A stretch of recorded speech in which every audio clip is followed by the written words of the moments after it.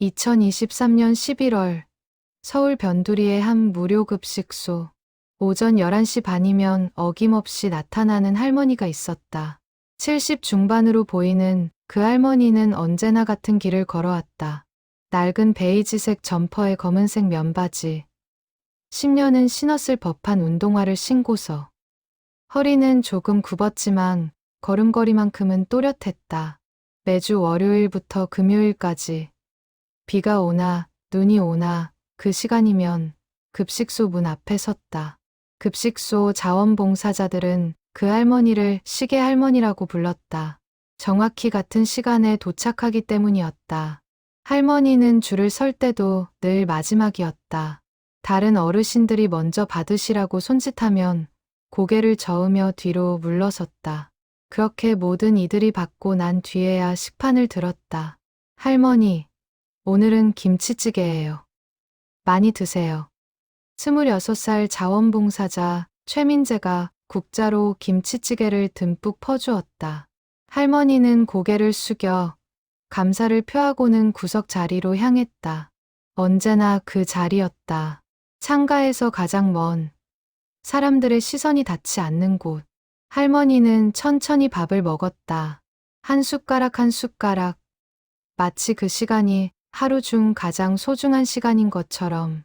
급식소 소장 박영숙은 할머니를 볼 때마다 마음 한구석이 먹먹해졌다. 이 일을 15년째 하고 있었지만 저렇게 단정하고 조용한 어르신은 처음이었다. 대부분의 어르신들은 서로 이야기를 나누셨다.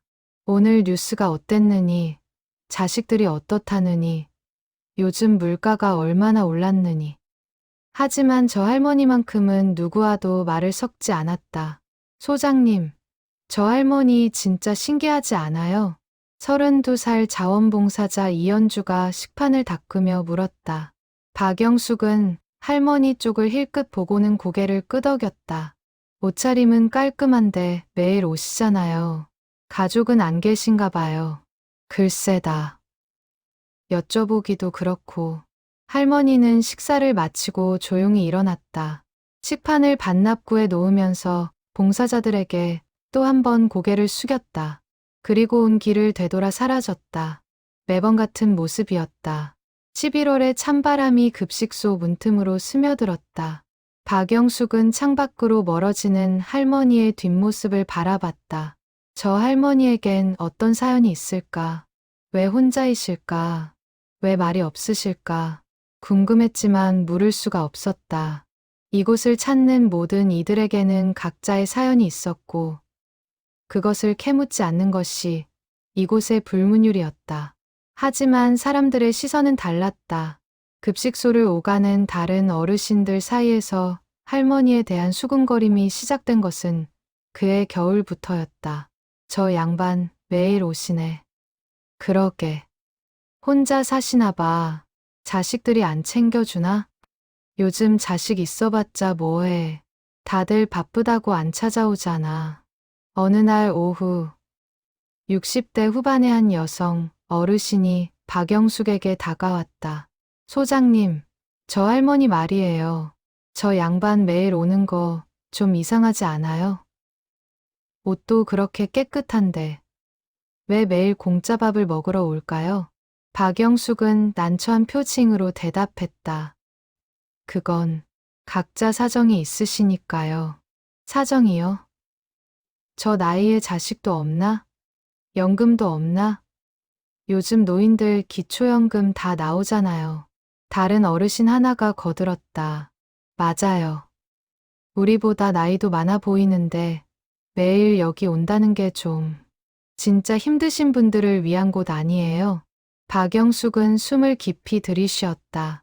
이런 얘기가 나올 줄 알았다.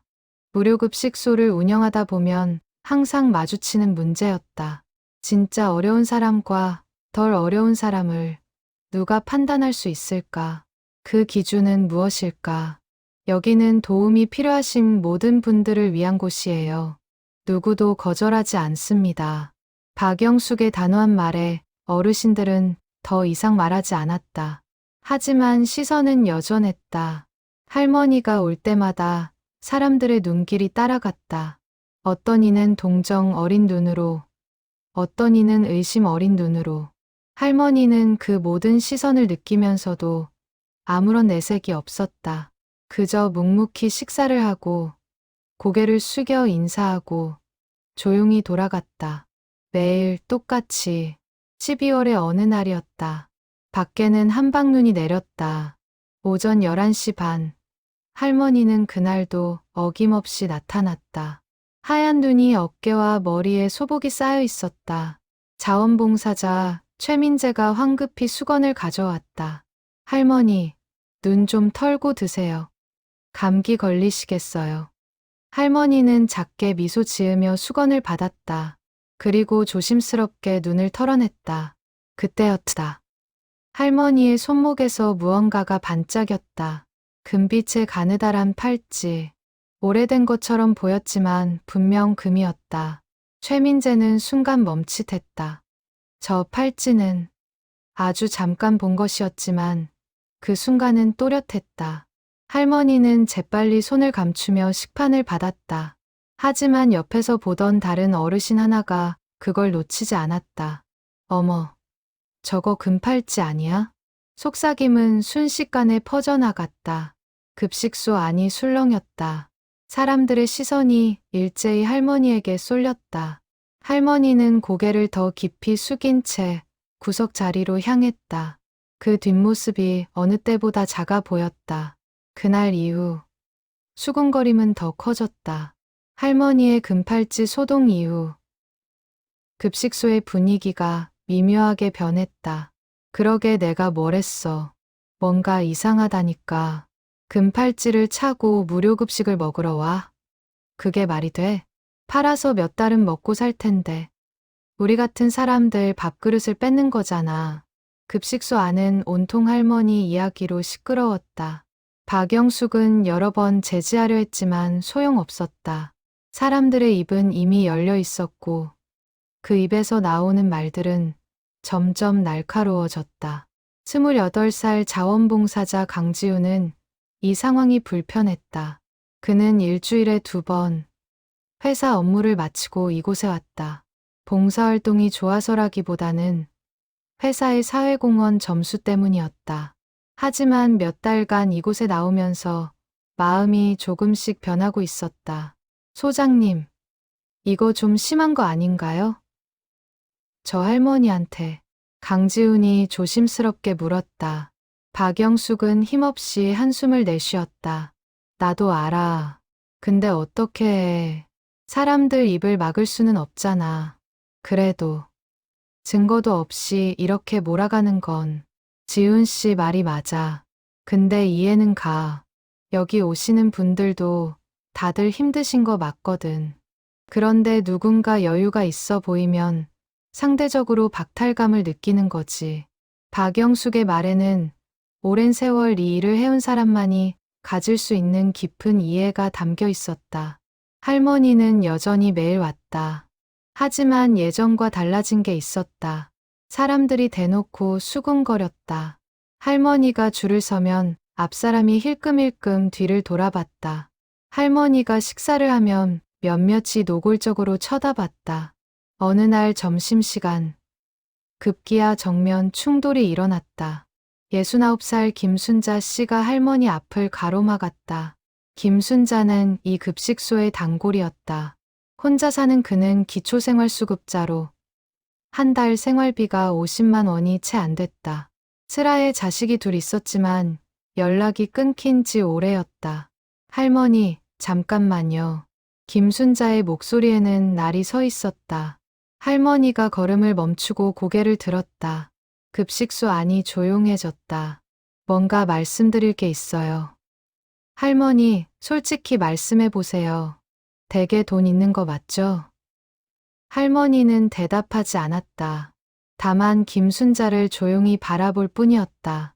금팔찌를 차고 다니시면서 왜 여기 오세요? 여기는 진짜 먹을 게 없는 사람들이 오는 곳이에요. 할머니처럼 여유 있는 사람이 올 곳이 아니라고요. 순자 씨, 그만하세요. 박영숙이 끼어들었다. 하지만 김순자는 멈추지 않았다. 아니, 소장님도 이상하지 않으세요?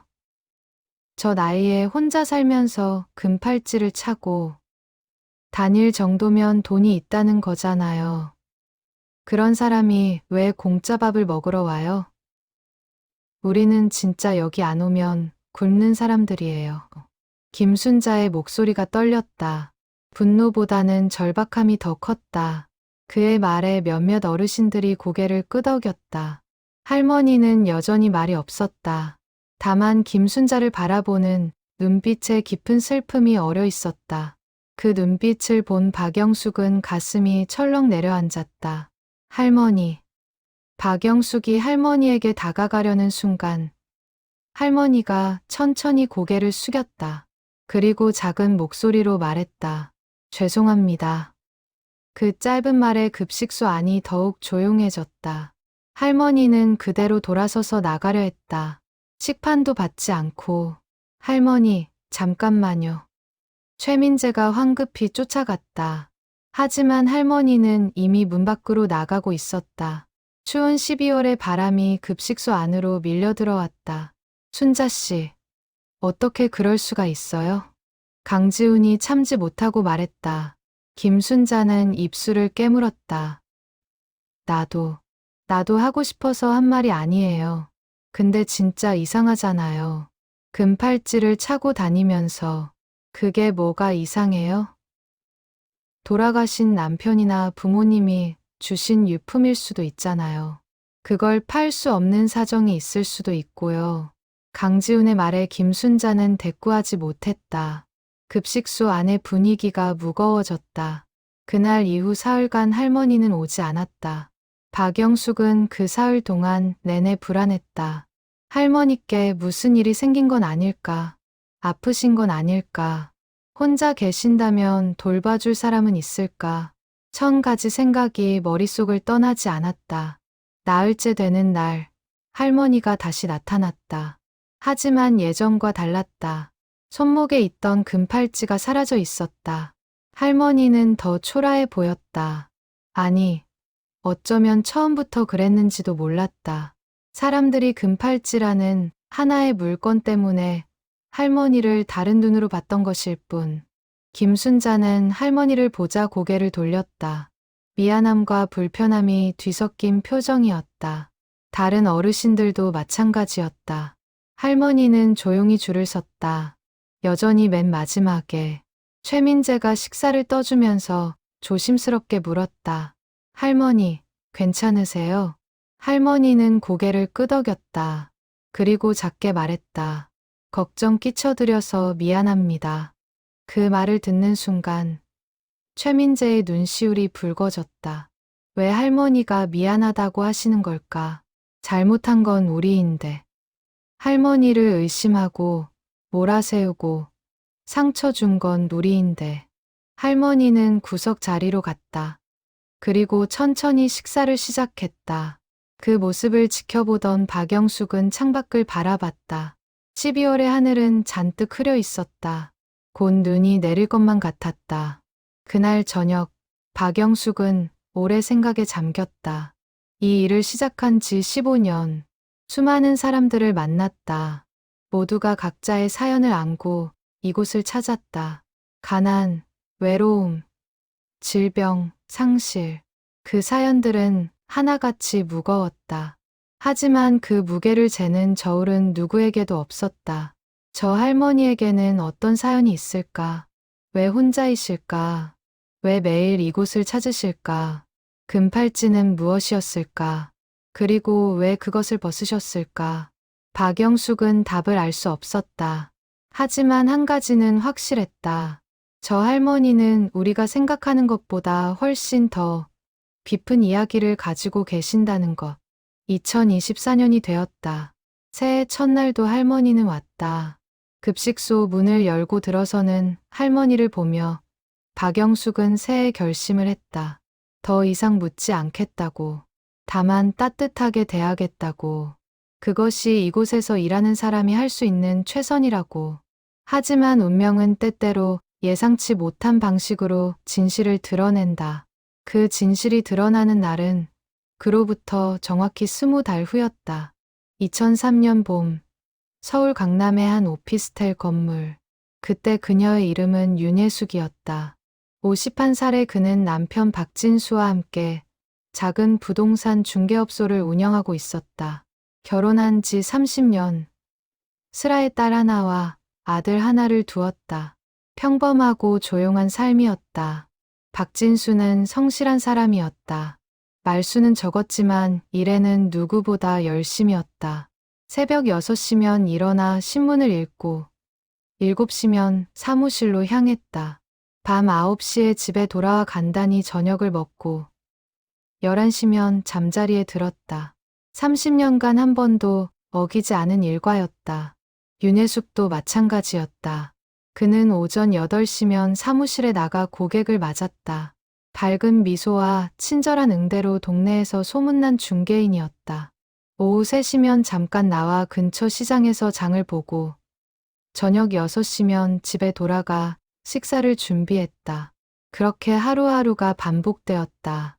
딸 박수진은 31살로 이미 결혼해서 제주도에 살고 있었다.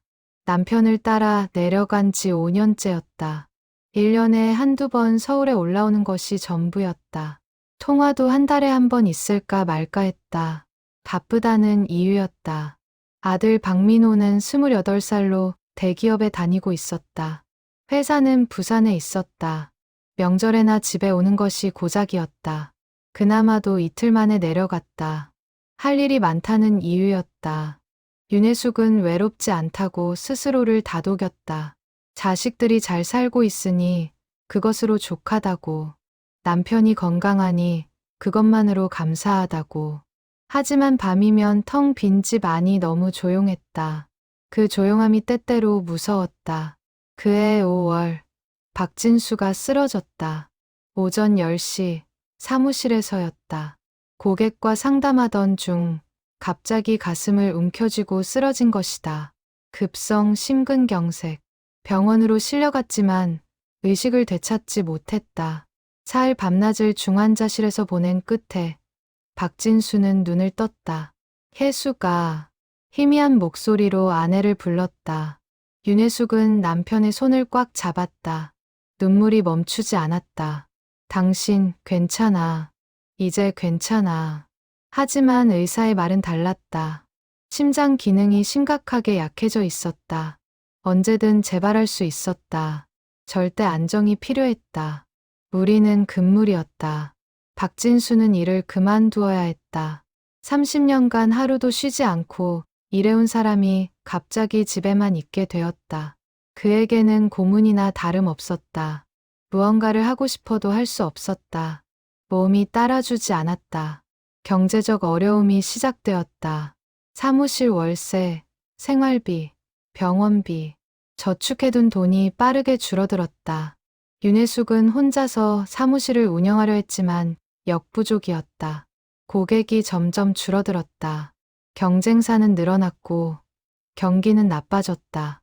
그해 8월, 윤혜숙은 딸에게 전화를 걸었다. 수진아, 아빠가 많이 아프시다. 수술비가 좀 필요한데. 전화 너머로 긴 침묵이 흘렀다. 엄마, 미안해. 나도 지금 여유가 없어. 애들 교육비에 집 대출금까지. 도와드리고 싶은데 정말 안 돼. 그래, 알았어. 괜찮아. 윤혜숙은 전화를 끊었다. 그리고 아들에게 연락했다. 민호야, 엄마다. 아빠가. 엄마, 알아. 누나한테 들었어. 근데 나도 지금 회사 그만두게 생겼어. 구조조정이 시작됐거든. 미안해. 응, 그래.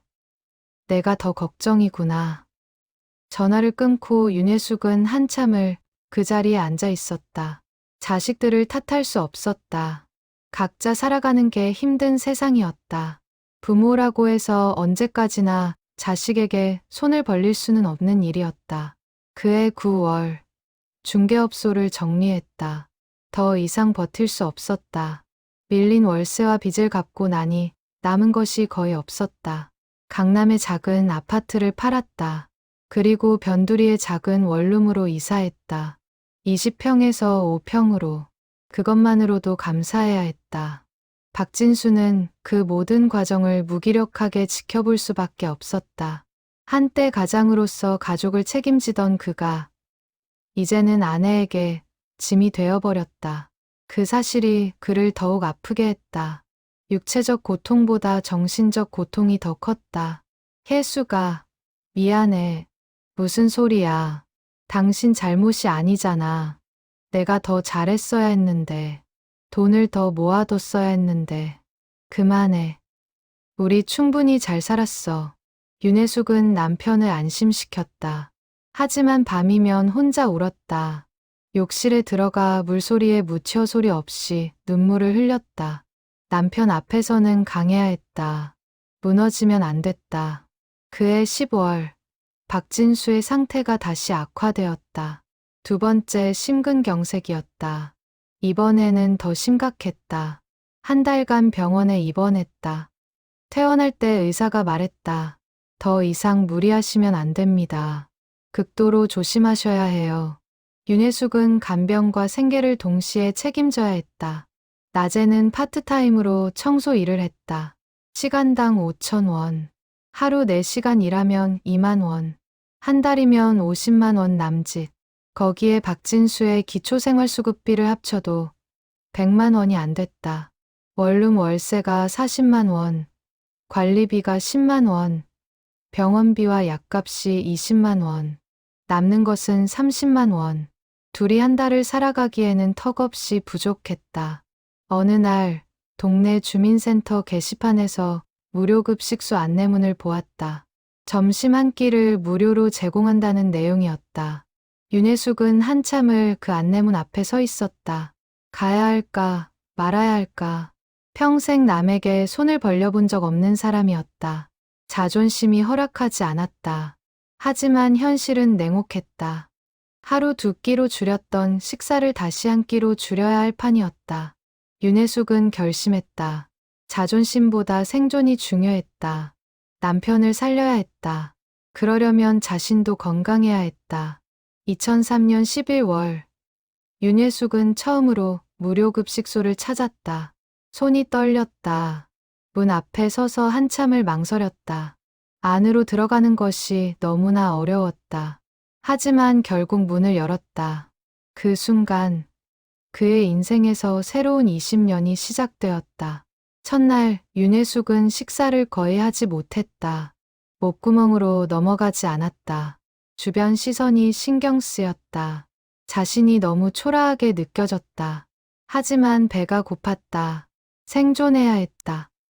둘째 날 조금 나아졌다. 밥 한 공기를 다 먹었다. 셋째 날 국까지 마셨다. 넷째 날 반찬도 먹었다. 그렇게 조금씩 적응해 갔다. 그리고 20년이 흘렀다. 20년간 윤혜숙은 단 하루도 빠지지 않고 그 급식소를 찾았다. 명절에도 생일에도 아픈 날에도 그곳은 그에게 생명줄이었다. 하루 한 끼, 그 한 끼가 그와 남편을 살렸다. 박진수는 2015년에 세상을 떠났다. 12년을 더 살다 갔다. 의사들이 예상했던 것보다 훨씬 오래 살았다. 윤혜숙의 헌신 덕분이었다. 남편이 떠난 후 윤혜숙은 더욱 외로워졌다. 자식들은 여전히 바빴다. 장례식에 왔다가 이틀 만에 돌아갔다. 윤혜숙은 혼자가 되었다. 더 이상 돌볼 사람도 없고 돌봐줄 사람도 없었다. 하지만 급식소만큼은 계속 갔다. 그곳이 그에게는 유일한 사회였다. 유일한 일상이었다. 유일한 안식처였다. 사람들은 몰랐다. 저 조용한 할머니에게 어떤 삶이 있었는지, 얼마나 많은 것을 잃었는지, 얼마나 오래 견뎌왔는지, 그리고 아무도 몰랐다. 저 할머니가 사실은 그 급식소 건물의 진짜 주인이라는 것을. 2023년 12월, 무료급식소가 있는 건물의 소유권 문제가 불거졌다. 건물주가 급식소 측에 통보했다. 건물을 팔 예정이니 내년 3월까지 나가달라는 내용이었다. 박영숙은 청천벽력 같은 소식에 머리가 하얘졌다. 이 급식소는 15년간 이 자리를 지켜왔다. 하루 100명이 넘는 어르신들이 찾는 곳이었다. 다른 곳으로 옮기려면 보증금도 문제고 접근성도 문제였다. 어떡하죠, 소장님? 최민재가 불안한 목소리로 물었다. 박영숙은 한숨을 내쉬었다. 일단 건물주를 만나봐야겠어. 조금이라도 더 시간을 벌어야 해. 며칠 후, 박영숙은 건물주의 사무실을 찾았다. 50대 중반의 남성이었다. 정장을 말끔히 차려입고 있었지만 얼굴에는 피곤한 기색이 역력했다. 죄송합니다. 저도 어쩔 수 없는 상황이라서요. 사업이 잘 안 돼서 빚이 많습니다. 건물을 팔아야 해요. 그렇다면 새 건물주에게 저희가 계속 임대할 수 있도록 말씀을 전해주실 수는 없을까요? 그건 매입자가 어떻게 생각할지 모르니까요. 제가 장담은 못 드립니다. 박영숙은 간곡히 부탁했지만 건물주의 입장도 난처해 보였다. 결국 빈손으로 돌아올 수밖에 없었다. 급식소의 소식이 전해지자 어르신들 사이에 술렁임이 일었다. 여기 없어진다고? 그럼 우리는 어디 가서 밥을 먹어? 다른 급식소는 너무 멀어. 거기까지 어떻게 가? 불안감이 급식소를 뒤덮었다. 박영숙과 자원봉사자들은 어르신들을 안심시키려 애썼지만 사실 자신들도 막막하기는 마찬가지였다. 윤혜숙도 그 소식을 들었다. 급식소가 사라진다. 20년을 다닌 그곳이, 20년간 그를 살린 그곳이, 심장이 철렁 내려앉았다. 그날 밤, 윤혜숙은 오랜 고민에 빠졌다. 작은 원룸에 혼자 앉아 밤을 새웠다. 창밖에는 눈이 내렸다. 하얀 눈이 세상을 덮어갔다. 하지만 그의 마음은 더 깊은 어둠 속에 있었다. 20년 전 모든 것을 잃었다고 생각했다.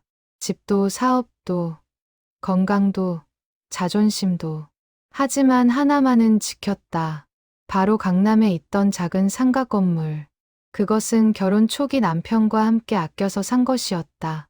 당시 2천만 원이었다. 30년 분할 대출을 받아 샀다. 처음에는 그 건물에서 작은 음식점을 운영했다. 하지만 사업이 잘 되지 않아 5년 만에 그만두었다. 그 후로는 임대를 주었다. 한 달에 60만 원씩 받았다. 그 돈으로 대출을 갚았다. 30년이 지나 드디어 대출을 다 갚았을 때 그 건물은 15억 원의 가치가 되어 있었다. 박진수가 쓰러졌을 때 많은 것을 정리해야 했다. 아파트도 팔고 사무실도 정리했다. 하지만 그 건물만큼은 팔지 않았다. 박진수가 간곡히 부탁했다. 혜수가, 그 건물만은 팔지 마. 그게 우리의 마지막 보루야. 언젠가 내가 혼자 남았을 때 그게 널 지켜줄 거야. 남편의 유언이었다. 윤혜숙은 그 말을 지켰다. 어떤 어려움이 와도 그 건물만큼은 지켰다. 임대료로 받는 60만 원이 생활비의 전부였지만 그것으로 버텼다. 그리고 10년 전 그 건물의 임차인이 바뀌었다. 새로운 임차인은 무료급식소를 열고 싶다고 했다. 임대료를 제대로 못 낼 수도 있다고 솔직히 말했다. 사회복지법인에서 지원을 받지만 충분하지 않다고. 윤혜숙은 흔쾌히 동의했다. 임대료를 30만 원으로 낮춰주었다. 시세의 절반도 안 되는 금액이었다. 그리고 말했다. 어려운 분들을 도와주시는 일이니 제가 조금이라도 보탬이 되고 싶습니다. 그때만 해도 그 급식소가 자신이 매일 다니게 될 곳인 줄은 몰랐다. 3년 후 청소 일마저 그만두게 되면서 윤혜숙은 생계가 더욱 막막해졌다. 허리가 나빠져 일을 할 수 없었다. 수입은 기초수급비와 건물 임대료 30만 원이 전부였다. 총 70만 원. 월세 40만 원을 내고 나면 30만 원. 그것으로 한 달을 살아야 했다. 그렇게 어느 날 동네 주민센터에서 본 무료급식소 안내문. 그 주소를 보는 순간 깨달았다. 그곳이 자신의 건물이라는 것을, 자신이 세를 내준 그 공간이라는 것을. 아이러니했다. 자신의 건물에서 자신이 무료급식을 받게 되다니. 하지만 어쩔 수 없었다. 살아야 했다. 자존심 따위는 이미 오래전에 내려놓았다. 처음 급식소에 갔을 때 박영숙 소장이 반겼다. 물론 박영숙은 눈앞에 할머니가 건물주인지 몰랐다. 임대 계약은 당시 부동산을 통해 진행했고 건물주의 이름은 계약서에만 있을 뿐이었다. 직접 만난 적은 없었다. 윤혜숙도 자신이 건물주라고 밝히지 않았다. 밝힐 이유가 없었다. 아니, 밝히면 안 됐다. 그러면 특별 대우를 받게 될 것이고 그것은 다른 어르신들에게 불공평했다. 윤혜숙은 그저 한 명의 수급자로, 한 명의 할머니로 그곳에 있고 싶었다. 10년이 흘렀다. 윤혜숙은 단 한 번도 자신의 정체를 밝히지 않았다. 조용히 밥을 먹고 감사 인사를 하고 조용히 돌아갔다. 매달 30만 원의 임대료는 꼬박꼬박 급식소 통장에 입금되었다. 그것이 그가 할 수 있는 전부였다.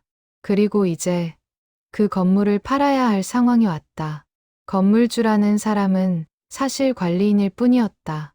10년 전 윤예숙이 나이가 들고 건강이 안 좋아지면서 건물 관리를 맡긴 것이었다. 작은 수수료를 주고 임대 관리를 부탁했다. 그가 임의로 건물을 팔 수는 없었다. 진짜 주인은 윤예숙이었다. 하지만 이제 결정해야 했다. 건물을 지킬 것인가, 팔 것인가. 건물을 팔면 15억 원이 생긴다.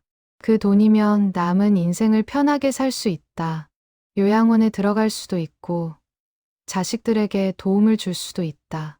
아니면 그냥 좋은 곳으로 여행이라도 갈 수 있다. 75년을 고생만 하며 살았다. 이제는 좀 편하게 살 자격이 있지 않은가. 하지만 건물을 팔면 급식소는 사라진다. 100명이 넘는 어르신들이 갈 곳을 잃는다. 15년간 이 동네를 지켜온 공간이 사라진다. 그리고 자신도 갈 곳을 잃는다. 20년간 다닌 그곳을, 유일한 안식처를. 윤혜숙은 밤새 고민했다. 눈물도 흘렸다. 남편이 살아있다면 뭐라고 했을까? 자식들에게 물어보면 뭐라고 할까? 아니, 자식들은 분명 팔라고 할 것이다. 당연한 말이다. 그게 현명한 선택이다. 하지만 마음 한구석에서 작은 목소리가 들렸다. 남편의 목소리 같기도 하고 젊은 날 자신의 목소리 같기도 했다. 돈이 전부는 아니야. 의미 있는 삶을 살아. 새벽이 되었다. 윤혜숙은 결심했다. 건물을 지키기로, 급식소를 살리기로, 자신의 마지막 안식처를 지키기로. 아침이 밝았다. 윤혜숙은 관리인에게 전화를 걸었다. 건물 매각 취소해 주세요. 팔지 않을 겁니다. 사장님, 그런데 그럼 제 사정이.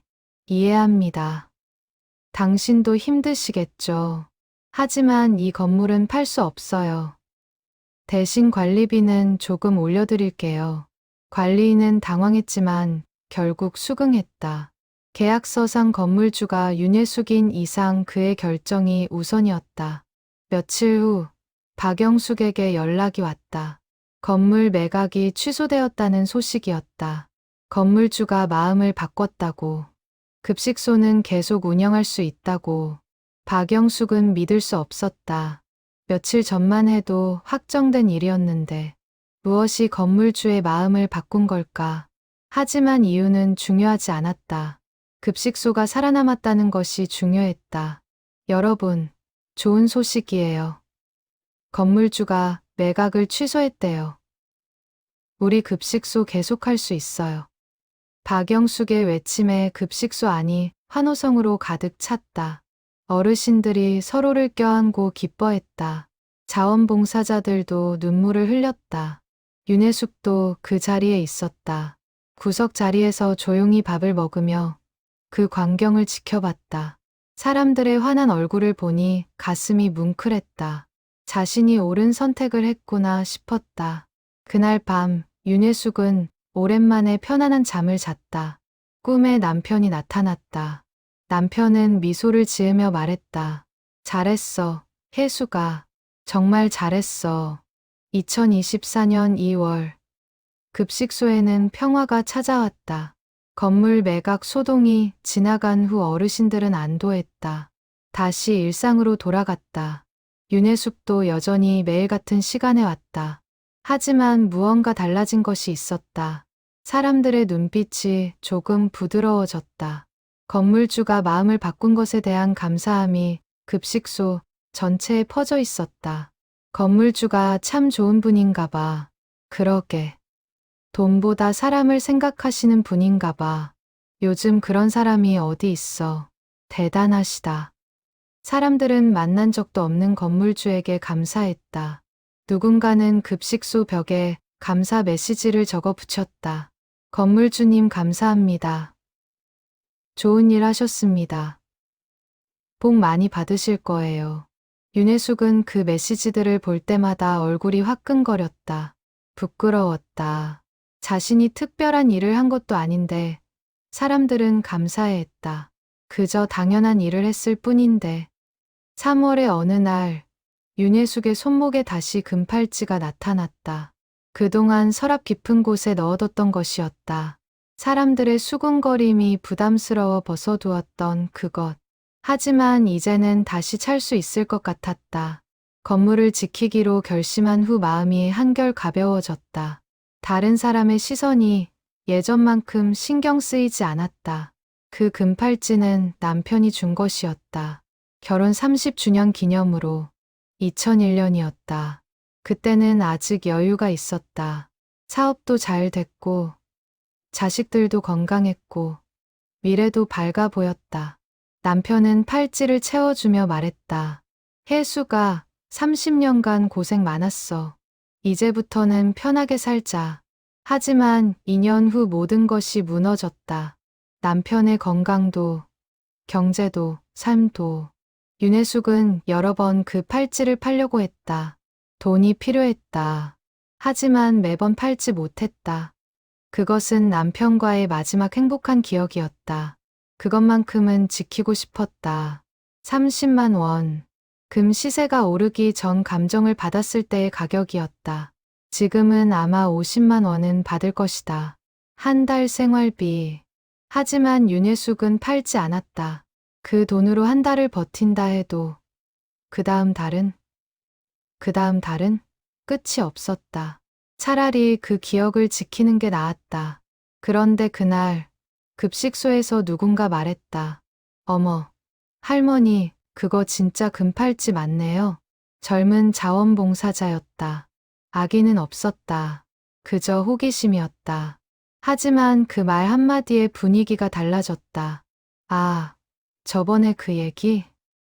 맞아. 벗으셨다가 다시 차신 거네. 수근거림이 다시 시작되었다. 윤혜숙은 손목을 소매로 가렸다.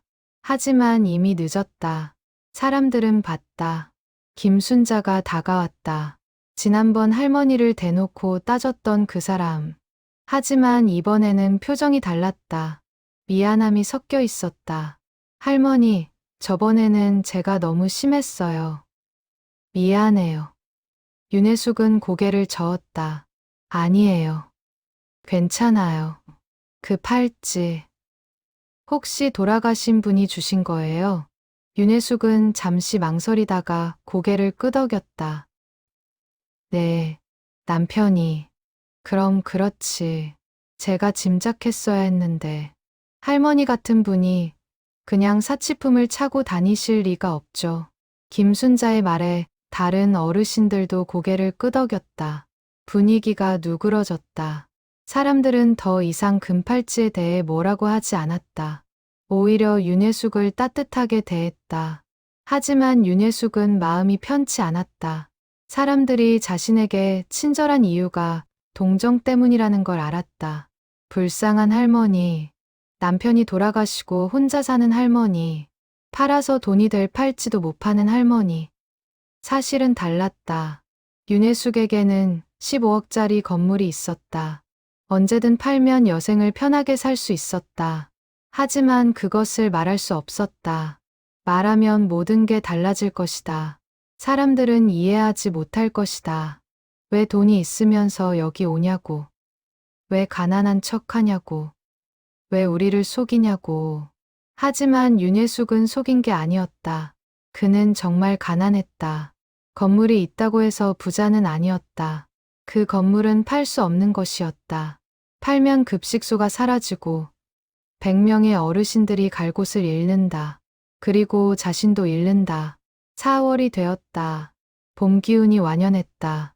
급식소 앞 가로수에 연두색 잎이 돋았다. 윤혜숙은 그 잎을 보며 생각했다. 사계절이 몇 번이나 바뀌었을까? 20년, 40번의 계절. 그 모든 계절을 이곳에서 보냈다. 어느 날 점심시간, 박영숙이 윤혜숙에게 다가왔다. 할머니, 잠깐 얘기 좀 할 수 있을까요? 윤혜숙은 긴장했다. 무슨 일일까? 혹시 자신의 정체가 들통난 걸까? 하지만 박영숙의 표정은 부드러웠다. 할머니, 그동안 여기 몇 년이나 다니셨어요? 20년쯤 됐어요. 20년이요? 정말요? 박영숙은 놀랐다. 자신이 이 급식소 소장이 된 지 15년. 그 전부터 할머니가 다니셨다는 뜻이다. 그럼 우리 급식소가 처음 생겼을 때부터 다니신 거네요? 네, 그렇네요. 박영숙의 눈시울이 붉어졌다. 할머니, 그동안 정말 힘드셨겠어요. 20년이면 아니에요. 덕분에 살았어요. 여기가 없었으면 저는 윤혜숙은 말을 잇지 못했다. 목이 메었다. 그동안 참았던 눈물이 쏟아질 것 같았다. 박영숙은 윤혜숙의 손을 잡았다. 할머니, 감사해요. 그동안 묵묵히 다니셔 주셔서 할머니 같은 분이 계셔서 우리도 이 일을 계속할 수 있었어요. 그 말에 윤혜숙은 울음을 터뜨렸다. 75년 인생에서 누군가에게 감사하다는 말을 들은 것은 언제가 마지막이었을까? 아이들에게도 들어보지 못한 말이었다. 제가 뭘 했다고. 있잖아요. 할머니, 여기 오시는 분들 중에는 불평하시는 분도 많아요. 반찬이 맛없다. 양이 적다. 늦게 나온다. 근데 할머니는 한 번도 그런 말씀 안 하셨어요. 항상 고맙다고, 잘 먹었다고. 그런 분이 계셔서 우리가 힘을 얻어요. 박영숙의 말에 윤혜숙은 더욱 울었다. 20년간 참았던 눈물이 쏟아졌다. 외로움의 눈물, 고통의 눈물, 그리고 이제는 위로의 눈물. 그날 이후 윤혜숙과 박영숙은 가끔 이야기를 나누게 되었다. 긴 대화는 아니었다. 그저 날씨 얘기, 건강 얘기, 일상적인 것들. 하지만 윤혜숙에게는 그것만으로도 큰 위안이었다. 20년 만에 처음으로 누군가와 진짜 대화를 나누는 것 같았다. 하지만 여전히 말하지 못한 것이 있었다. 자신이 건물주라는 것. 이 급식소를 살린 사람이 바로 자신이라는 것. 그것은 무덤까지 가져갈 비밀이라고 생각했다. 5월이 되었다. 어버이날이었다. 급식소에서는 특별 행사를 준비했다. 카네이션을 나눠주고 특식으로 잡채와 불고기를 준비했다. 어르신들은 좋아했다. 윤혜숙도 카네이션을 받았다. 빨간 카네이션. 부모님이 살아 계시다는 뜻에, 아니, 이제는 그냥 어르신을 공경한다는 뜻이겠지. 윤혜숙은 카네이션을 가슴에 달았다. 오랜만에 마음이 따뜻해졌다. 자식들에게서는 연락이 없었다. 딸은 카카오톡으로 짧게 어버이날 축하해요 라고만 보냈다. 아들은 그것조차 없었다. 윤혜숙은 서운하지 않았다. 익숙했다. 기대하지 않으면 실망도 없었다. 그날 저녁 윤혜숙은 원룸에 홀로 앉아 카네이션을 바라봤다. 빨간 꽃잎이 석양빛을 받아 빛났다. 아름다웠다. 이 작은 꽃 하나가 주는 위로가 이렇게 클 줄은 몰랐다. 그리고 생각했다. 자신의 인생이 헛되지 않았다고. 비록 자식들에게는 잊힌 존재지만 누군가에게는 의미 있는 존재였다고. 급식소를 지킨 것, 어르신들의 안식처를 지킨 것, 그것만으로도 충분하다고. 윤혜숙은 그날 밤 오랜만에 편안한 마음으로 잠들었다. 꿈에 남편이 나타났다. 남편은 카네이션을 들고 웃고 있었다. 2024년 9월. 태풍이 한반도를 강타했다. 서울에도 기록적인 폭우가 쏟아졌다. 급식소가 있는 건물 지하에 물이 차기 시작했다. 박영숙과 자원봉사자들은 급히 물을 퍼냈지만 배수 시스템이 제대로 작동하지 않았다. 건물이 낡아서 여기저기 문제가 많았다. 소장님, 이거 큰일인데요. 전기 시설까지 잠기면. 강지훈이 걱정스러운 얼굴로 말했다. 박영숙도 불안했다. 이대로 가다가는 급식소 운영이 불가능해질 수도 있었다. 일단 건물주한테 연락해야겠어. 수리가 시급해. 박영숙은 관리인에게 전화를 걸었다. 하지만 관리인은 난색을 표했다. 수리비가 만만치 않을 거예요. 배수 시스템을 전부 교체해야 할 것 같은데. 그럼 수천만 원이 들 텐데요. 그래도 안 하면 더 큰일 나요. 건물주한테 말씀드려 주세요. 건물주가. 사실 요즘 연락이 잘 안 돼요. 나이도 많으시고 건강도 안 좋으신 것 같고 제가 알아서 처리하라고 하시는데 이렇게 큰 공사는 제 선에서 결정하기가. 박영숙은 답답했다. 건물주와 직접 통화를 해야겠다고 생각했다. 건물주 연락처 좀 주실 수 있나요? 제가 직접 말씀드릴게요. 관리인은 잠시 망설이다가 번호를 알려줬다. 박영숙은 곧바로 전화를 걸었다. 벨이 길게 울렸다. 그리고 조심스러운 목소리가 들렸다. 여보세요? 안녕하세요. 무료급식소 소장 박영숙입니다. 건물주님과 통화하고 싶어서요. 건물주는 제가 건물주입니다. 그 목소리. 박영숙은 순간 멈칫했다. 이 목소리 어디서 많이 들어본 것 같은데. 매일 듣는 목소리 같은데. 그 혹시 할머니세요? 전화 너머로 긴 침묵이 흘렀다. 그리고 작은 한숨 소리. 네, 저예요. 박영숙은 머리가 하얘졌다. 매일 급식소에 오시는 그 할머니가 20년간 무료 급식을 받으신 그 할머니가 건물주였다고? 할머니, 이게 무슨... 죄송해요. 말씀드리지 못해서.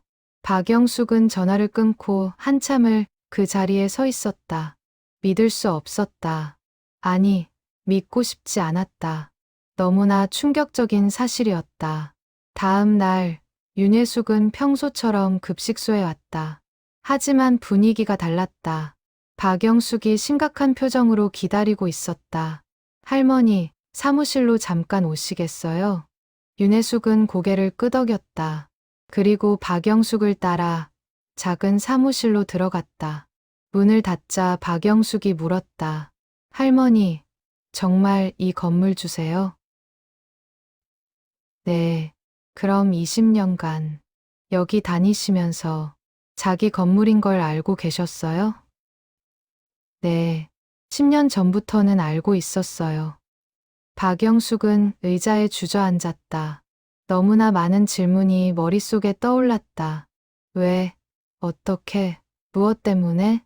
할머니, 왜 말씀 안 하셨어요? 윤혜숙은 오랜 시간 침묵했다. 그리고 천천히 이야기를 시작했다. 23년 전 남편이 쓰러진 날부터 모든 것을 잃었던 이야기. 이 건물만은 지켰던 이야기. 그리고 어느 날 이곳이 무료급식소가 된 것을 알게 된 이야기. 자신도 결국 이곳의 도움을 받게 된 이야기. 박영숙은 말없이 들었다. 이따금 눈물을 닦으며. 이야기가 끝났을 때 박영숙은 윤혜숙의 손을 잡았다. 할머니. 정말 말을 잇지 못했다. 무슨 말을 해야 할지 몰랐다. 감사하다고? 미안하다고? 대단하다고? 어떤 말로도 이 상황을 표현할 수 없었다. 제발 다른 사람들한테는 말하지 말아주세요. 윤혜숙의 간곡한 부탁에 박영숙은 고개를 끄덕였다. 알겠어요. 하지만 건물 수리는 어떻게 하시려고요? 제가 알아서 할게요. 걱정하지 마세요. 며칠 후 공사가 시작되었다. 배수 시스템 전체를 교체하는 대공사였다. 비용은 5천만 원. 윤혜숙은 건물을 담보로 대출을 받았다. 75살에 받는 대출. 갚을 수 있을지 확신은 없었다. 하지만 해야 했다. 공사는 한 달간 계속되었다. 그 기간 동안 급식소는 임시로 근처 교회를 빌려 운영되었다. 불편했지만 어르신들은 참았다. 이것도 감사한 일이었다. 10월 말 공사가 끝났다. 급식소는 다시 원래 자리로 돌아왔다. 깨끗해진 건물, 새로워진 시설. 어르신들은 기뻐했다. 건물주가 돈을 많이 쓰셨나 봐. 그러게. 참 좋은 분이야. 우리가 여기 있을 수 있는 것도 다 건물주 덕분이지. 사람들은 여전히 건물주가 누군지 몰랐다. 매일 함께 밥을 먹는 저 할머니가 바로 그 사람인지, 자신들을 위해 5천만 원을 쓴 그 사람인지.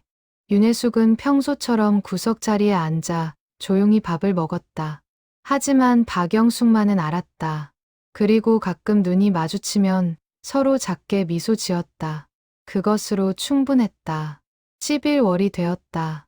어느 날 저녁, 딸 박수진에게서 전화가 왔다. 오랜만이었다. 엄마, 나 수진이야. 그래, 잘 있었니? 응. 그런데 엄마, 혹시 요즘 건물 수리하셨어요? 윤혜숙은 순간 긴장했다. 어떻게 알았을까? 응, 조금. 엄마, 대출 받으셨다면서요? 왜 그러세요? 건물을 파시든지 해야지. 70 넘은 나이에 무슨 대출이에요? 아니야, 괜찮아. 엄마가 알아서 할게. 알아서 하긴요. 나중에 못 갚으면 우리한테 떠넘기려고 그러시는 거 아니에요? 그 말에 윤혜숙의 가슴이 철렁 내려앉았다. 수진아, 엄마가 언제? 아니면 건물 팔아요. 그 돈으로 요양원 들어가시고. 그게 나아요. 왜 힘들게 혼자 살면서 이런저런 걱정을 만드세요? 그건 못해. 왜요? 왜 못해요? 그건 윤혜숙은 대답할 수 없었다. 딸에게 어떻게 설명할까? 그 건물을 팔면 100명의 어르신들이 갈 곳을 잃는다고. 자신도 갈 곳을 잃는다고. 20년간 자신을 살린 곳이라고. 하지만 딸은 이해하지 못할 것이다. 자식의 입장에서는 이해할 수 없는 일이다. 15억짜리 건물을 가지고 있으면서 무료급식을 먹는 엄마. 대출까지 받아가며 건물을 유지하는 엄마. 엄마, 진지하게 생각해 보세요. 건물 팔고 편하게 사세요. 제발. 알았어. 생각해 볼게. 전화를 끊고 윤혜숙은 한숨을 내쉬었다. 딸의 말도 틀린 건 아니었다. 하지만 자신의 선택도 틀리지 않았다. 다만 다를 뿐이었다. 그날 밤, 윤혜숙은 또다시 긴 고민에 빠졌다. 자식들에게 짐이 되고 싶지 않았다. 하지만 급식소를 포기할 수도 없었다. 이 딜레마를 어떻게 해결할 수 있을까? 답은 없었다. 다만 버티는 것뿐이었다. 하루하루를 20년을 버텨왔듯이 그렇게 또 버티는 것. 12월이 되었다. 1년이 또 지나가고 있었다.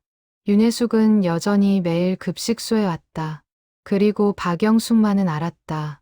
저 할머니가 얼마나 대단한 분인지, 얼마나 많은 것을 희생하고 계신지. 어느 날 박영숙이 물었다.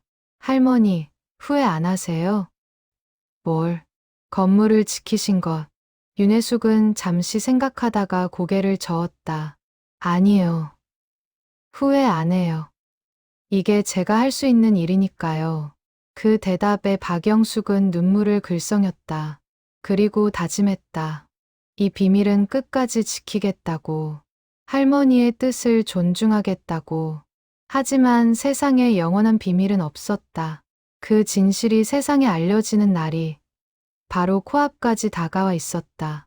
2025년 1월, 새해가 밝았다. 급식소에는 새로운 자원봉사자가 들어왔다. 이름은 정하늘, 24살의 대학생이었다. 사회복지학과 3학년으로 현장 실습을 위해 이곳에 배치되었다. 밝고 활발한 성격의 일도 성실하게 했다. 어르신들이 금세 정하늘을 좋아하게 되었다. 정하늘은 윤예숙에게도 특별히 관심을 가졌다.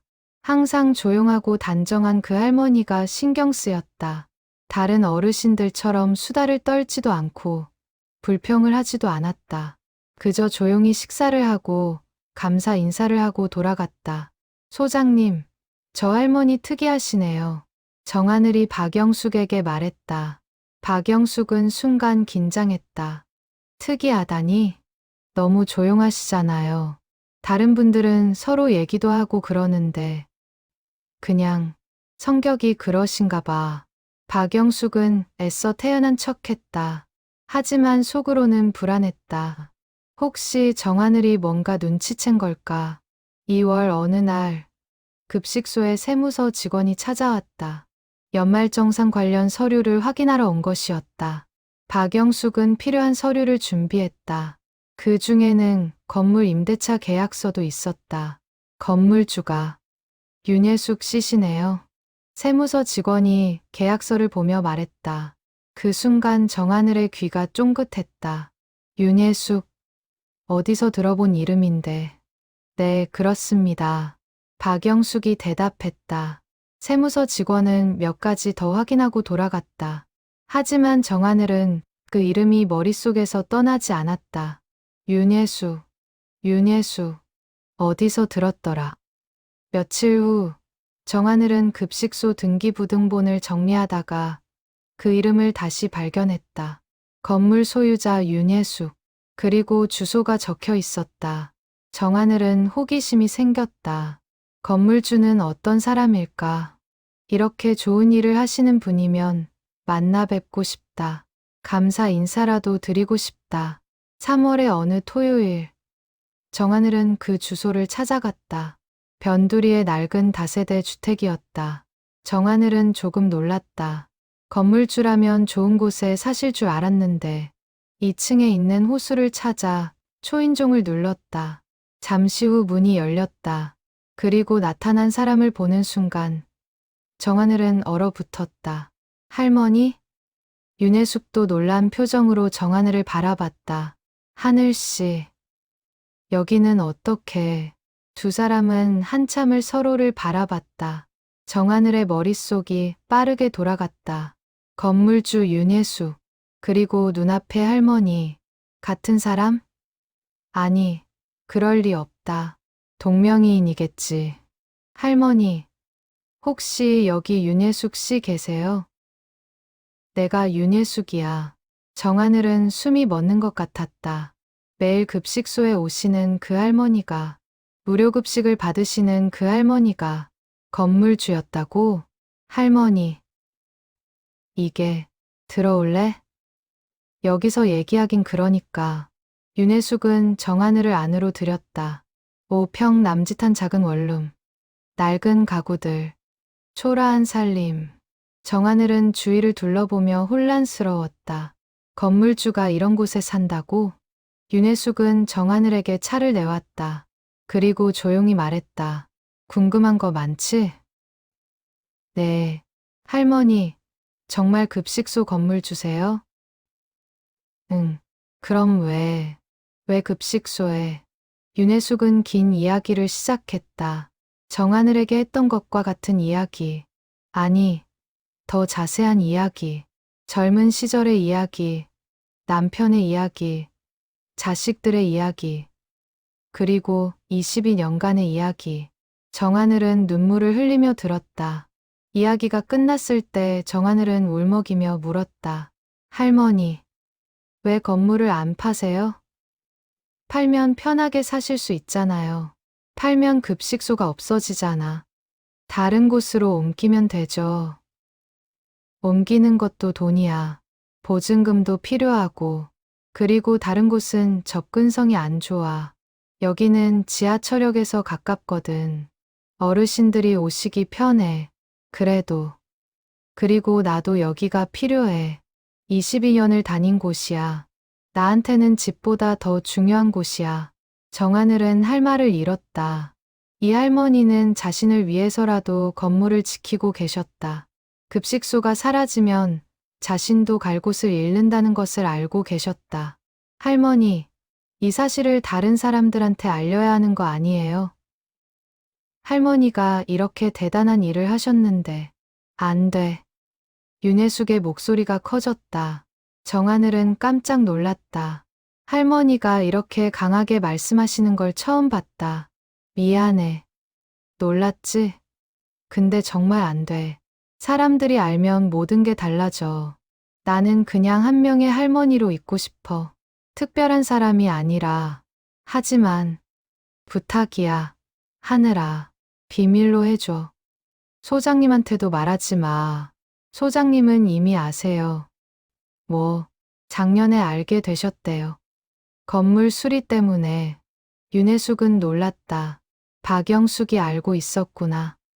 하지만 한 번도 내색하지 않았다. 그 배려에 가슴이 뭉클했다. 그럼 소장님만 아시는 거네. 다른 사람들은 모르고. 네. 근데 할머니, 왜 그렇게 숨기려고 하세요? 윤혜숙은 창밖을 바라봤다. 3월에 하늘이 흐렸다. 사람들이 알면 동정할 거야.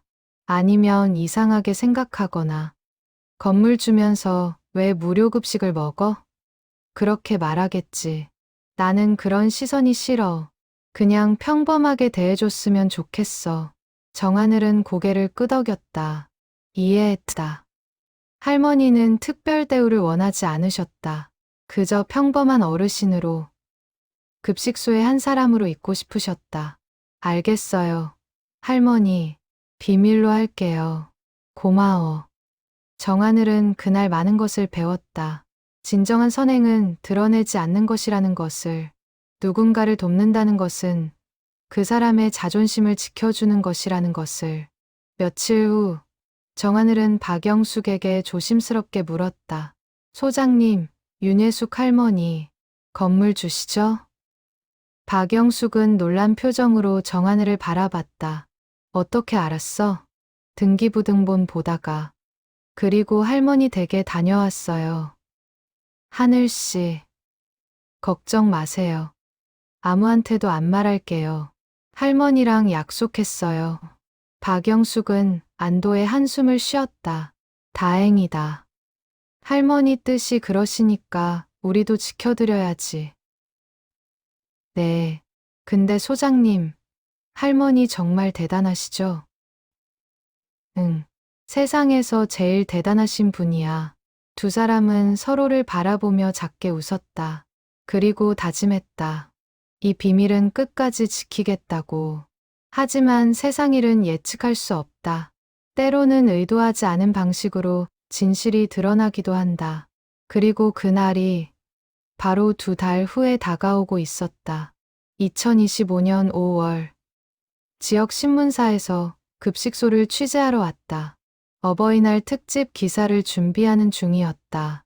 기자 이름은 송민준. 30대 초반의 젊은 기자였다. 그는 급식소의 역사와 어르신들의 이야기를 취재했다. 이 급식소가 15년이나 됐다고요? 대단하네요. 송민주는 박영숙을 인터뷰했다.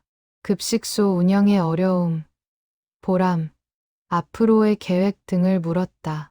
박영숙은 조심스럽게 대답했다. 민감한 부분은 피해서. 그런데 건물 임대료가 궁금한데요. 이런 좋은 위치에 급식소를 운영하려면 부담이 클 텐데. 아, 그건 건물주께서 아주 저렴하게 빌려주셔서 가능합니다. 얼마나 저렴하게요? 시세의 절반도 안 되는 금액이에요. 건물주님이 우리 사업을 이해해 주셔서. 송민준의 눈이 반짝였다. 이건 좋은 이야깃거리다. 건물주 인터뷰도 가능할까요? 이런 선행을 하시는 분이라면 소개하고 싶은데요. 그건 건물주께서 익명을 원하셔서. 그래도 허락만 받으면 되잖아요. 연락처 좀 주실 수 있나요? 박영숙은 난처했다. 거절하자니 의심을 살 것 같고, 알려주자니 윤예숙 할머니께 피해가 갈 것 같고, 일단 건물주께 여쭤보고 연락드릴게요. 네, 꼭 부탁드립니다. 송민주는 급식소를 둘러보며 계속 사진을 찍었다. 어르신들의 모습, 자원봉사자들의 모습, 급식소 내부. 그러다가 구석에서 조용히 식사하시는 윤혜숙을 발견했다. 저분은 단골이신가 봐요. 아주 자연스럽게 계시네요. 네, 오래 다니셨어요. 송민주는 윤혜숙에게 다가갔다. 안녕하세요, 어르신. 신문사에서 나왔는데 잠깐 여쭤봐도 될까요? 윤혜숙은 당황했다. 하지만 거절할 명분이 없었다. 네, 여기 얼마나 다니셨어요? 22년쯤요. 우와, 22년. 그럼 처음부터 다니신 거네요. 이 급식소에 대해 한 말씀 해주시겠어요? 윤혜숙은 잠시 생각했다. 그리고 조용히 말했다. 제 인생을 살려준 곳이에요. 여기가 없었으면 저는 살아남지 못했을 거예요. 송민주는 그 말을 빠르게 적었다. 좋은 인용구다. 그리고 건물주께도 감사하세요. 네, 정말 감사해요. 그 대답에 송민주는 미소를 지었다. 이 기사는 분명 좋은 반응을 얻을 것이다. 며칠 후 기사가 났다. 제목은 15년 무료급식소의 숨은 영웅, 건물주의 선행. 내용은 급식소 소개와 함께 건물주가 시세의 절반도 안 되는 임대료를 받으며 선행을 하고 있다는 것. 그리고 22년간 다닌 어르신의 인터뷰. 기사에는 윤예숙의 사진도 실렸다. 구석에서 밥을 먹는 뒷모습.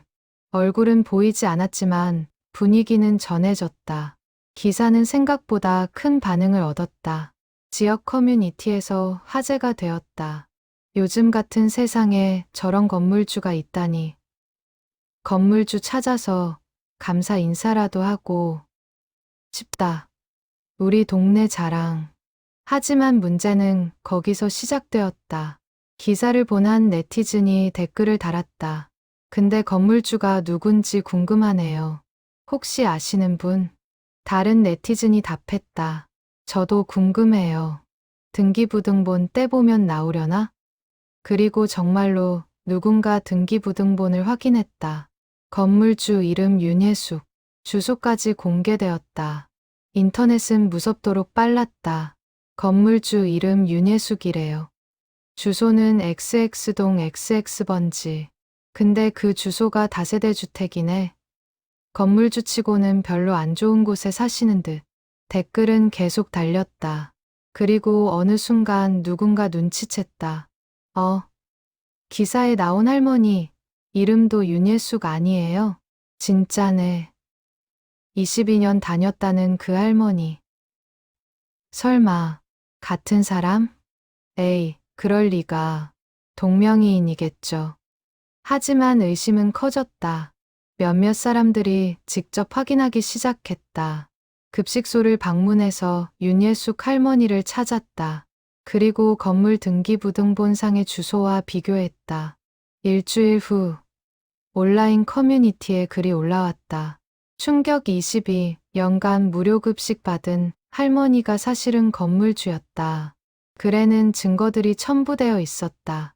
등기부등본, 급식소 사진, 윤예숙 할머니의 사진, 모든 것이 일치했다. 댓글이 폭발했다. 헐 대박. 이게 무슨 일이야. 건물주가 왜 무료급식을? 사연이 있는 듯. 아니면 사기? 온갖 추측이 난무했다. 어떤 이는 감동했고, 어떤 이는 의심했다. 어떤 이는 비난했다. 박영숙이 그 소식을 알게 된 것은 이틀 후였다. 자원봉사자 강지훈이 황급히 달려와서 말했다. 소장님, 큰일 났어요. 윤혜숙 할머니, 일이 온라인에 다 퍼졌어요. 뭐, 박영숙은 커뮤니티 글을 보고 얼굴이 하얘졌다. 이럴 줄 알았어야 했다. 기자에게 인터뷰를 허락하지 말았어야 했다. 할머니한테 연락해야겠어요. 박영숙은 윤예숙에게 전화를 걸었다. 벨이 길게 울렸다. 받지 않았다. 불안했다. 다음 날 윤예숙은 급식소에 오지 않았다. 22년 만에 처음이었다. 박영숙은 더욱 불안해졌다. 이틀째도 오지 않았다. 박영숙은 윤예숙의 집을 찾아갔다. 초인종을 눌렀지만 반응이 없었다. 문을 두드려도 대답이 없었다. 할머니, 계세요? 저 박영숙이에요. 한참을 기다린 끝에 문이 열렸다. 윤혜숙이 나타났다. 하지만 모습이 말이 아니었다. 푹 꺼진 눈, 수척해진 얼굴. 할머니, 미안해요. 패 끼쳐서. 무슨 말씀을. 들어가도 될까요? 윤혜숙은 고개를 끄덕였다. 박영숙이 들어가자 윤혜숙은 힘없이 말했다. 이제 급식소 못 갈 것 같아요. 왜요? 사람들이 다 알았잖아요. 저를 어떤 눈으로 볼지. 생각만 해도 무서워요. 박영숙은 윤예숙의 손을 잡았다. 할머니, 사람들은 할머니를 존경해요. 비난하는 사람도 있지만 대부분은 감동했어요. 그래도 저는 특별한 사람이 되고 싶지 않았어요. 그냥 평범하게 있고 싶었어요. 윤혜숙의 눈에서 눈물이 흘렀다. 박영숙도 눈물을 참을 수 없었다. 할머니, 내일 급식소로 나오세요. 제가 다 해결할게요. 어떻게요? 모르겠어요. 근데 할머니가 편하실 수 있도록 만들게요. 약속해요. 박영숙의 간절한 눈빛에 윤혜숙은 고개를 끄덕였다. 그날 밤, 박영숙은 밤새 고민했다. 어떻게 하면 할머니를 지킬 수 있을까? 어떻게 하면 이 상황을 수습할 수 있을까? 그리고 다음 날 아침, 결심했다. 직접 나서기로. 할머니를 대신해서 모든 것을 설명하기로. 박영숙은 그 신문사에 연락했다. 후속 기사를 내고 싶은데요. 윤혜숙 할머니의 진짜 이야기를. 2025년 5월 30일 후속 기사가 났다. 제목은 22년 무료급식 할머니의 진실. 건물주였지만 진짜 기부자. 기사는 윤혜숙의 인생 이야기를 자세히 다뤘다. 박영숙이 허락을 받고 모든 것을 설명했다. 23년 전 남편이 쓰러진 이야기, 모든 것을 잃었지만 건물 하나만은 지킨 이야기, 그 건물이 급식소가 된 이야기, 자신도 결국 그곳에 도움을 받게 된 이야기, 그리고 건물을 팔라는 제안을 거절하고 5천만 원을 들여 수리한 이야기까지지. 기사는 폭발적인 반응을 얻었다. 이번에는 전국적으로 퍼졌다. 주요 포털 사이트 메인에 올라갔다. SNS에서 수십만 번 공유되었다. 진짜 기부는 이런 거다. 건물을 팔 수 있었는데 안 팔았다니. 할머니가 진짜 영웅이시다. 이 시대의 귀감. 댓글은 대부분 찬사였다. 하지만 일부는 여전히 의심했다. 그래도 이해가 안 가는데. 건물 팔면 15억인데 왜 안 팔아? 자식들한테 물려줄 생각은 안 하나? 혹시 세금 문제 있는 거 아니야? 박영숙은 그런 댓글들을 보며 한숨을 쉬었다. 세상에는 순수한 선행을 이해하지 못하는 사람들도 있었다. 하지만 중요한 건 대다수가 윤혜숙을 응원하고 있다는 것이었다. 며칠 후 TV 방송국에서 연락이 왔다. 윤혜숙을 인터뷰하고 싶다는 것이었다. 박영숙은 윤혜숙에게 물었다. 할머니, 인터뷰하실 거예요? 윤혜숙은 고개를 저었다. 싫어요. 저는 그냥 조용히 살고 싶어요. 알겠어요. 거절할게요. 하지만 방송국은 포기하지 않았다. 계속 연락이 왔다. 급식소 앞에서 대기하는 기자들도 생겼다. 윤혜숙은 더욱 움츠러들었다. 소장님, 저 이제 정말 못 갈 것 같아요. 할머니. 박영숙은 결단을 내렸다. 기자들을 모아놓고 공식 입장을 발표하기로 했다. 6월 5일 급식소 앞에 기자들이 모였다. 10여 명의 기자와 카메라. 박영숙은 떨리는 마음으로 마이크 앞에 섰다. 윤혜숙 할머니를 대신해서 말씀드립니다. 할머니는 인터뷰를 원하지 않으십니다. 할머니의 선행이 세상에 알려진 것만으로도 이미 큰 부담을 느끼고 계십니다. 기자들이 질문을 쏟아냈다. 왜 인터뷰를 거부하시나요? 할머니의 메시지를 듣고 싶어 하는 사람들이 많은데요. 박영숙은 차분히 대답했다. 할머니는 유명해지기를 원하지 않으셨습니다. 그저 조용히 자신의 방식대로 선행을 하고 싶으셨을 뿐입니다. 우리는 그 뜻을 존중해야 합니다. 하지만 국민들이 알 권리도 있지 않나요? 할머니의 사생활과 평화가 더 중요합니다. 기사는 이미 충분히 났습니다. 이제는 할머니를 내버려 두셔야 합니다. 박영숙의 단호한 말에 기자들은 더 이상 질문하지 못했다. 그날 저녁 뉴스에 그 장면이 나갔다. 익명의 선행을 원하는 할머니. 대중의 반응은 둘로 갈렸다. 어떤 이들은 박영숙의 입장을 지지했다. 맞아요. 할머니를 내버려 둬야죠. 진짜 선행은 드러내지 않는 거예요. 할머니의 평화가 우선이에요. 하지만 어떤 이들은 아쉬워했다. 그래도 할머니 목소리를 듣고 싶었는데 인터뷰 한 번쯤은 해주시지. 너무 폐쇄적인 거 아닌가? 윤혜숙은 집에서 뉴스를 봤다. 박영숙이 자신을 지켜주는 모습을 보며 눈물을 흘렸다. 고마웠다. 이렇게까지 자신을 생각해 주다니. 일주일이 지났다. 언론의 관심은 조금씩 식어갔다. 하지만 급식소 주변은 여전히 시끄러웠다. 윤혜숙을 보려는 사람들이 찾아왔다. 감사 인사를 하고 싶다는 사람들, 응원하고 싶다는 사람들. 박영숙은 그들을 정중히 돌려보냈다. 할머니는 만남을 원하지 않으십니다. 마음은 감사하지만 할머니의 뜻을 존중해 주세요. 어느 날 젊은 부부가 찾아왔다. 손에는 큰 봉투를 들고 있었다.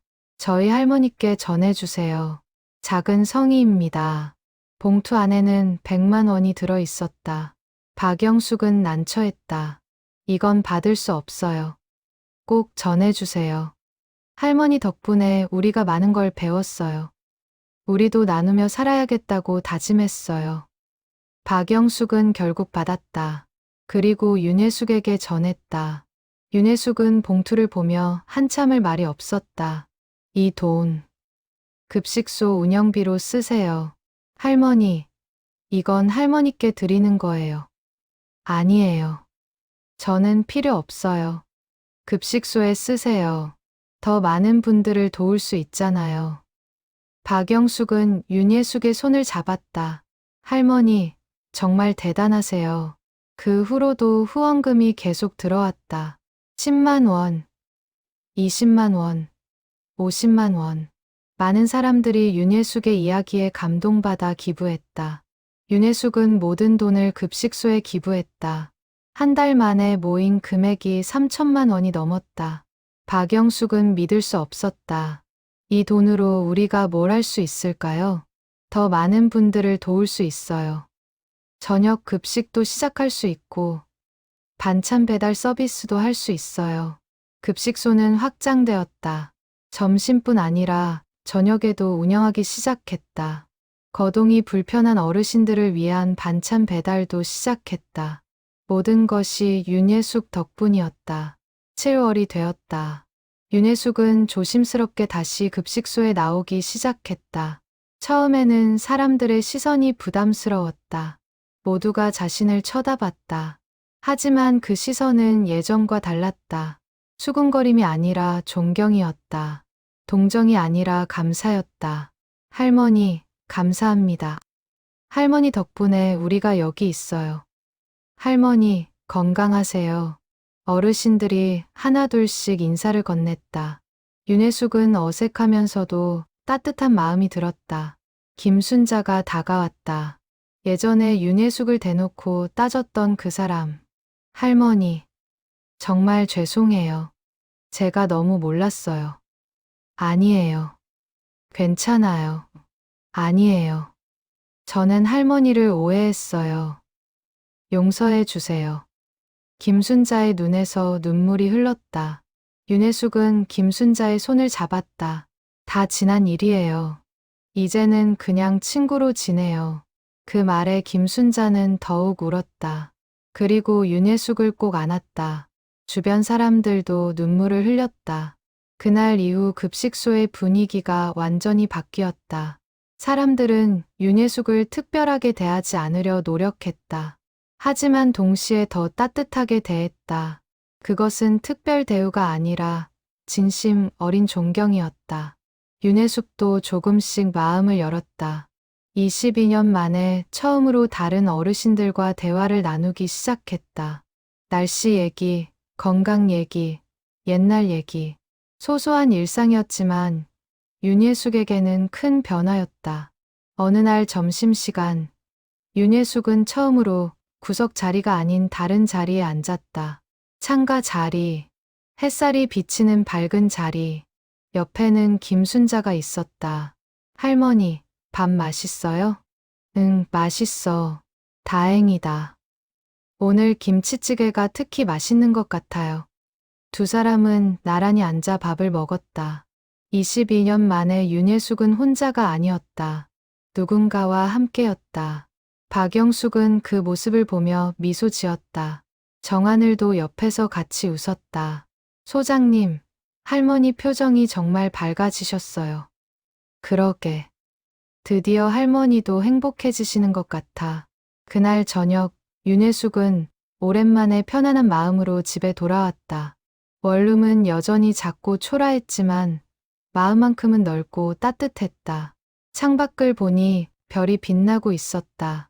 윤혜숙은 별을 보며 남편을 떠올렸다. 여보, 나 이제 괜찮아.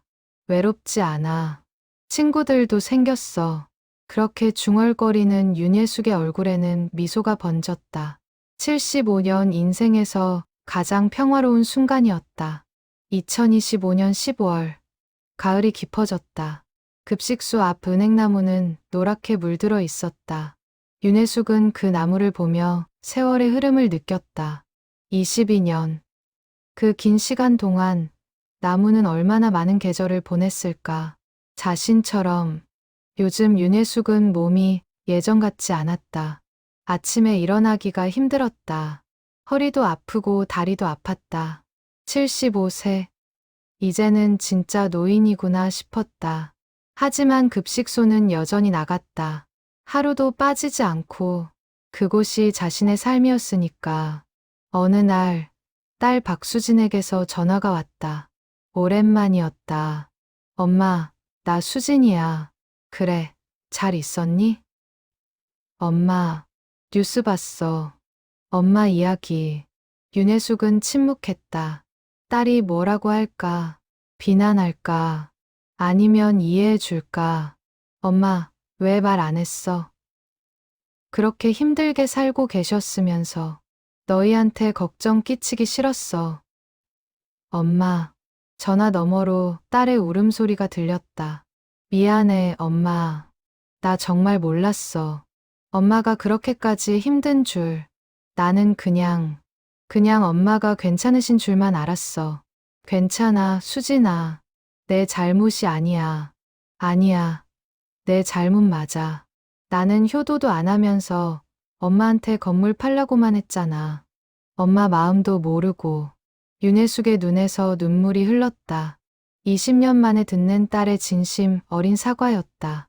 이제라도 알아줘서 고마워. 엄마, 이번 추석에 갈게. 애들도 데리고. 그래, 기다릴게. 전화를 끊고 윤혜숙은 한참을 울었다. 기쁨의 눈물이었다. 드디어 딸이 자신을 이해해 주었다. 그것만으로도 행복했다. 며칠 후 아들 박민호에게서도 연락이 왔다. 엄마, 미안해요. 그동안 연락도 안 하고. 괜찮아. 바빴잖아. 아니에요. 바쁜 게 핑계가 될 수 없죠. 저는 그냥 겁쟁이였어요. 엄마 도와드릴 여력도 없으면서 연락하기가 창피했어요. 민호야. 이번 주말에 갈게요. 할 말도 많고 같이 식사라도 하고 싶어요. 윤혜숙은 또 울었다. 자식들이 돌아왔다. 20년 만에 추석이 되었다. 딸과 사위, 손주들이 서울로 올라왔다. 아들도 부산에서 왔다. 모두가 윤혜숙의 작은 원룸에 모였다. 좁았지만 따뜻했다. 엄마, 이제 우리가 모실게요. 딸이 말했다. 하지만 윤혜숙은 고개를 저었다. 아니야. 나는 여기가 좋아. 여기가 내 집이야. 하지만 이렇게 좁은 곳에 좁아도 괜찮아. 나는 혼자 살 수 있어. 그리고 급식소도 가까워서 좋고 자식들은 더 이상 말하지 못했다. 엄마의 의지가 확고했다.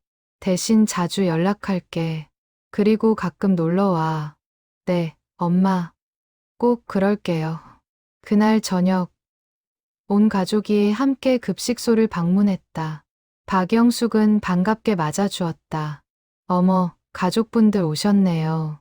환영합니다. 딸과 아들은 급식소를 둘러보며 눈물을 흘렸다. 이곳이 엄마가 22년간 다닌 곳이구나. 이곳이 엄마를 살린 곳이구나. 감사합니다.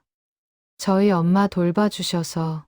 딸이 박영숙에게 깊이 인사했다. 박영숙은 손을 저었다. 아니에요. 저희가 더 감사하죠. 할머니 덕분에 이 급식소가 있는 거예요.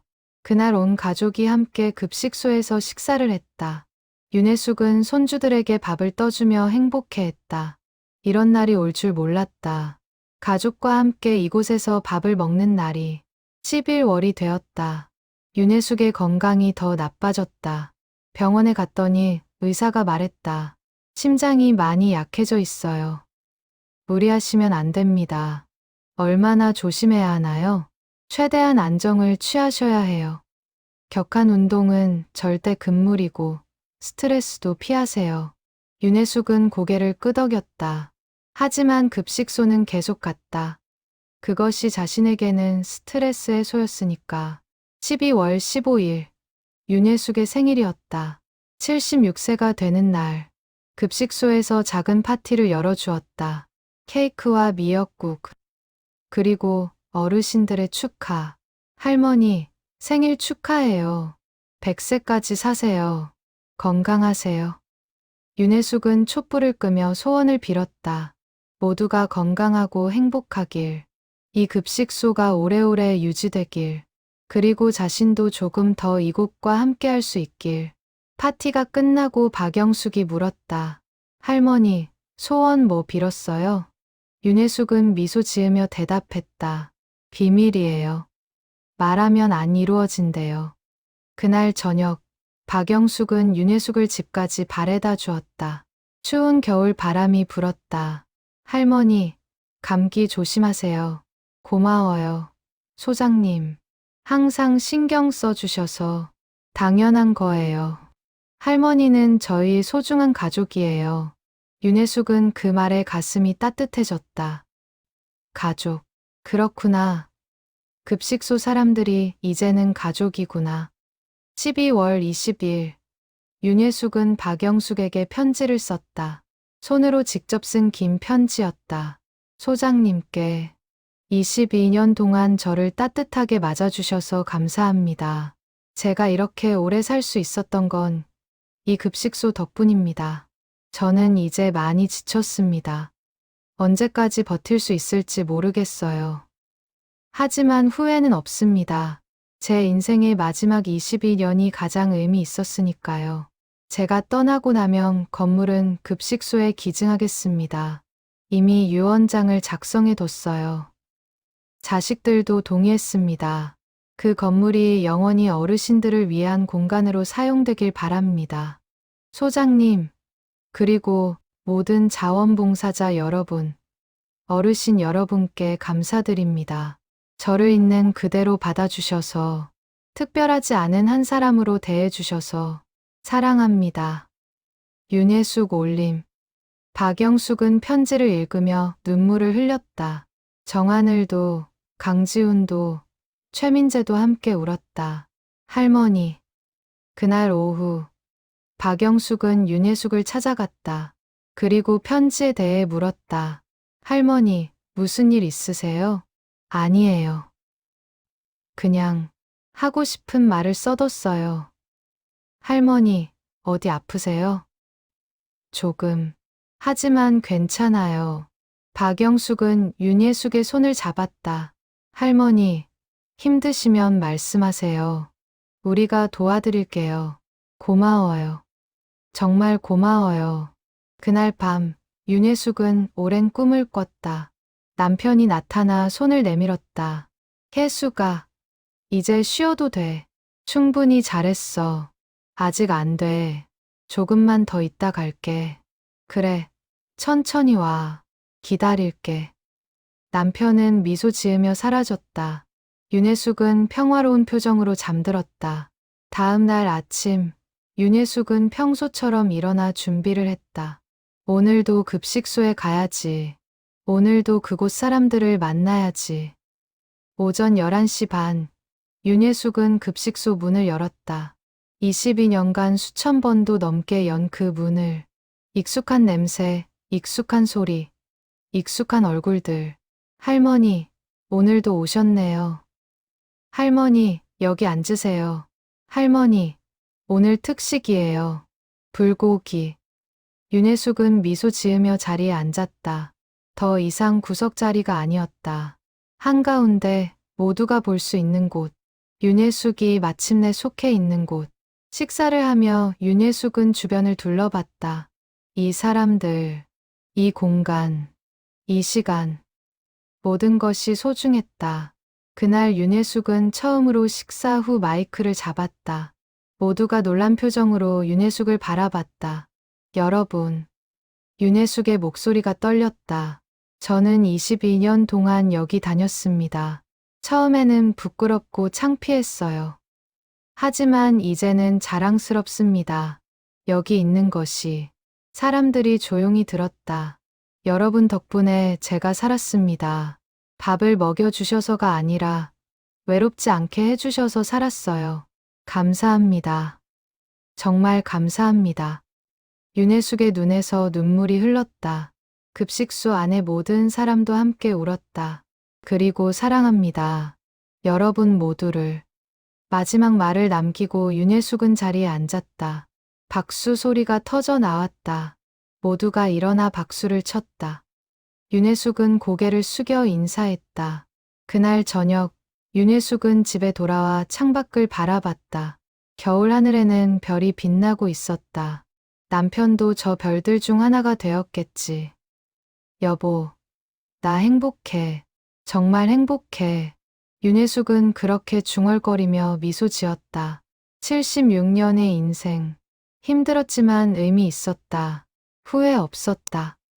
그리고 윤혜숙은 오늘도, 내일도, 모레도 급식소에 갈 것이다. 마지막 그날까지. 그곳이 자신의 삶이니까. 그곳이 자신의 가족이니까. 22년 무료급식소를 다닌 할머니의 이야기는 이렇게 끝나지 않았다. 아니, 끝나지 않을 것이다. 윤혜숙의 선행은 계속될 것이고, 그의 사랑은 영원히 그 공간에 남을 것이다. 어쩌면 진정한 기부란 이런 것이 아닐까. 돈을 주는 것이 아니라 자신의 삶을 나누는 것. 특별한 사람이 되려는 것이 아니라 평범한 사람으로 함께하는 것. 윤혜숙은 그것을 22년간 실천했다. 그리고 앞으로도 계속할 것이다. 숨이 붙어 있는 그날까지.